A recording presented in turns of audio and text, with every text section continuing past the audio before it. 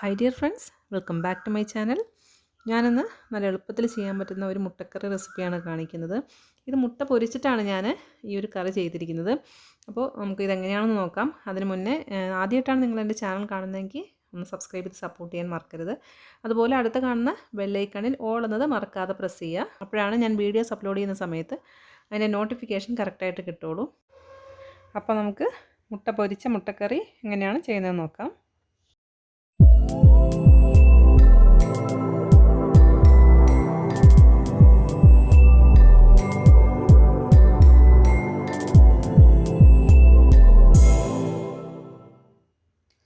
നമുക്ക് മുട്ടക്കറി ചെയ്യാൻ തുടങ്ങാം. അതിന് വേണ്ടിയിട്ട് ഞാനിവിടെ ഒരു പാൻ അടുപ്പിൽ വെച്ച് ചൂടാക്കിയിട്ടുണ്ട്. അപ്പോൾ ഇതിലേക്ക് നമുക്ക് ആദ്യം വെളിച്ചെണ്ണ ഒഴിച്ചു കൊടുക്കാം. ഞാനിവിടെ വെളിച്ചെണ്ണയാണ് എടുത്തിരിക്കുന്നത്. നിങ്ങൾക്ക് ഇഷ്ടമുള്ള ഓയിൽ എടുക്കാം. അപ്പോൾ ഞാനിത് 2 ടേബിൾ സ്പൂൺ ഇതിലേക്ക് ഒഴിച്ചു കൊടുത്തിട്ടുണ്ട്. ഇനി എണ്ണ ഒന്ന് ചൂടായി വരുന്ന സമയത്ത് ഇതിലേക്ക് 1/2 ടീസ്പൂൺ കടുക് ഇട്ട് കൊടുക്കാം.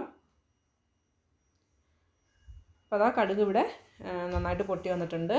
ഇനി ഇതിലേക്ക് നമുക്ക് കുറച്ച് കറിവേപ്പില ഇട്ട് കൊടുക്കാം.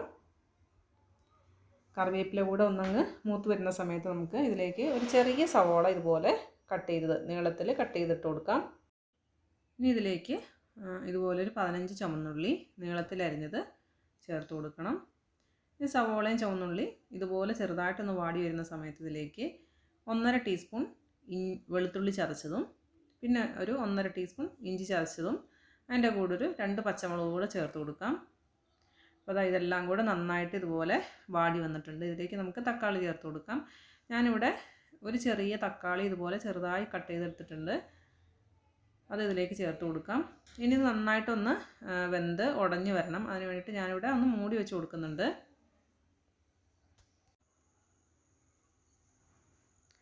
തക്കാളി ഇവിടെ നന്നായിട്ട് വെന്തുടഞ്ഞ് വന്നിട്ടുണ്ട്. ഇതിലേക്ക് നമുക്ക് മസാലകൾ ചേർത്ത് കൊടുക്കാം. ആദ്യം നമുക്ക് മഞ്ഞൾപ്പൊടി ചേർത്ത് കൊടുക്കാം. അപ്പോൾ ഞാൻ 1/4 ടീസ്പൂണും ഒരല്പം കൂടെ ചേർത്തിട്ടുണ്ട്. 1/2 ടീസ്പൂൺ ചേർത്തിട്ടില്ല. ഇനി 1 ടീസ്പൂൺ മുളക് പൊടി ചേർത്ത് കൊടുക്കാം. ഇനി ഇതിലേക്ക് 1 ടേബിൾ സ്പൂൺ മല്ലിപ്പൊടിയാണ് ചേർത്ത് കൊടുക്കുന്നത്. ഇനി ഞാനിതിൻ്റെ കൂടെ 1/2 ടീസ്പൂൺ കുരുമുളക് ചതച്ചത് ചേർത്ത് കൊടുക്കുന്നുണ്ട്. ഇനി ഒരു 1/2 ടീസ്പൂൺ ഗരം മസാല അതുകൂടെ ചേർത്ത് കൊടുക്കാം. ഇപ്പോൾ ഇവിടെ ഇതെല്ലാം കൂടെ നന്നായിട്ട് ചൂടായി വന്നിട്ടുണ്ട്. ഇനി ഇതിലേക്ക് നമുക്ക് തേങ്ങാപ്പാൽ ചേർത്ത് കൊടുക്കാം. ഞാനിവിടെ ഒരു അരമുറി തേങ്ങയുടെ പാലെടുത്തിട്ടുണ്ട്. ഇതിപ്പോൾ 2ാം പാലാണ്. അതൊരു 1/2 കപ്പ് എടുത്തിട്ടുണ്ട്. അത് ഇതിലേക്ക് ചേർത്ത് കൊടുക്കാം. അപ്പോൾ അതാ ഇവിടെ തേങ്ങാപ്പാൽ നന്നായിട്ട് തിളച്ചിട്ടുണ്ട്. ഈ സമയത്ത് നമുക്കിതിലേക്ക് മുട്ട ചേർത്ത് കൊടുക്കണം. ഞാനിവിടെ മുട്ട ഇതുപോലെ പൊട്ടിച്ചിട്ട് ഈ ഒരു തേങ്ങാപ്പാലിലേക്ക് ഇതുപോലെ ഒഴിച്ചു കൊടുക്കുകയാണ് ചെയ്യുന്നത്. അപ്പോൾ നമ്മൾ ബുൾസൈ ചെയ്യുന്നത് പോലെ മുട്ടയുടെ കുന്നി ഉടയാതെ ചേർത്ത് കൊടുക്കുക. അപ്പോൾ എല്ലാ മുട്ട ഇതുപോലെ ചേർത്ത് കൊടുക്കുക. ഒന്നൊന്നിനും മുട്ടാത്ത രീതിയിൽ കുറച്ച് അകത്തി വേണം മുട്ട പൊട്ടിച്ചൊഴിക്കാൻ വേണ്ടിയിട്ട്. അപ്പോൾ ഞാനിവിടെ ഒരു 3 മുട്ട എടുത്തിട്ടുള്ളൂ. നിങ്ങൾക്ക് എത്ര മുട്ട ആവശ്യമുണ്ടോ അതുപോലെ ചെയ്യുക. ഇനി ഇത് അടച്ച് വയ്ക്കരുത് കുറച്ച് നേരത്തേക്ക്. ഇതുപോലെ തന്നെ ഹൈ ഫ്ലെയിമിൽ തന്നെ നന്നായിട്ടൊന്ന് തിളക്കട്ടെ.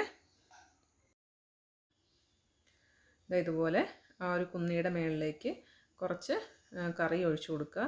അല്ലാതെ മൊത്തത്തിൽ മിക്സ് ചെയ്യരുത്. മുട്ടയുടെ കുന്നിയും വെള്ളയും കൂടെ മിക്സായി പോവും. ഇനി ഇതൊന്ന് നമുക്ക് അടച്ച് വെച്ച് കൊടുക്കാം. എന്നിട്ട് ഒരു ലോ ഫ്ലെയിമിലിട്ട് നന്നായിട്ടൊന്ന് വേവിച്ചെടുക്കാം. അപ്പോൾ നമ്മൾ അടച്ച് വെച്ചിട്ടൊരു 4 മിനിറ്റ് കഴിഞ്ഞിട്ടുണ്ട്. ഇത് നമുക്കൊന്ന് വെന്തോന്ന് നോക്കാം. മുട്ടയുടെ അല്പം കൂടെ വേവാനുണ്ട്. ഇനി ഇത് മൂടി വയ്ക്കേണ്ട ആവശ്യമില്ല. അപ്പോൾ ഈ ഒരു തേങ്ങാപ്പാലൊന്ന് വറ്റാൻ വേണ്ടിയിട്ട് നമുക്കൊന്ന് ഹൈ ഫ്ലെയിമിൽ തന്നെ ഒന്ന് തിളപ്പിക്കാം. അപ്പോഴത്തേക്കും മുട്ട നന്നായിട്ട് വെന്ത് കിട്ടും. ഇപ്പോൾ ഇവിടെ തേങ്ങാപ്പാൽ ഒന്ന് വറ്റി മുട്ടയും വെന്തിട്ടുണ്ട്. ഇനി ഇതിലേക്ക് നമുക്ക് 1ാം പാൽ ചേർത്ത് കൊടുക്കാം. ഞാനിവിടെ 3/4 കപ്പ് 1ാം പാലാണ് എടുത്തിരിക്കുന്നത്. അത് ഇതിലേക്ക് ചേർത്ത് കൊടുക്കാം. ഇനി ഇതിൻ്റെ ഉപ്പൊന്ന് നോക്കിയിട്ട് ഉപ്പ് കറക്റ്റ് ചെയ്യുക. അപ്പോൾ ഞാൻ ഇതിന് മുന്നേ കുറച്ച് ഉപ്പിട്ട് കൊടുത്തിട്ടുണ്ട്. നമ്മൾ മുട്ട പൊട്ടിച്ചൊഴിക്കുന്നതിന് മുമ്പ് 2ാം പാലിലേക്ക് കുറച്ച് ഉപ്പിട്ടിട്ടുണ്ട്. എന്നാലാണ് മുട്ടയിലേക്ക് ഉപ്പ് പിടിക്കുകയുള്ളൂ. ഇനി ഇത് അധികം തിളയ്ക്കേണ്ട ആവശ്യമൊന്നുമില്ല. ഇതിപ്പോൾ ചെറുതായിട്ട് തിളച്ച് വരുന്നുണ്ട്. ഇനി നമുക്ക് ഫ്ലെയിം ഓഫ് ചെയ്യാം. അപ്പോൾ ഇതുപോലെ മുട്ടക്കറി ചെയ്ത് നോക്കിയിട്ട് നിങ്ങളുടെ അഭിപ്രായങ്ങളൊക്കെ കമൻറ്റ് ബോക്സിലൂടെ അറിയിക്കണം. അപ്പോൾ വേറൊരു മുട്ടക്കറി ഞാൻ ഇതിന് മുന്നേ ചെയ്തിട്ടുണ്ട്.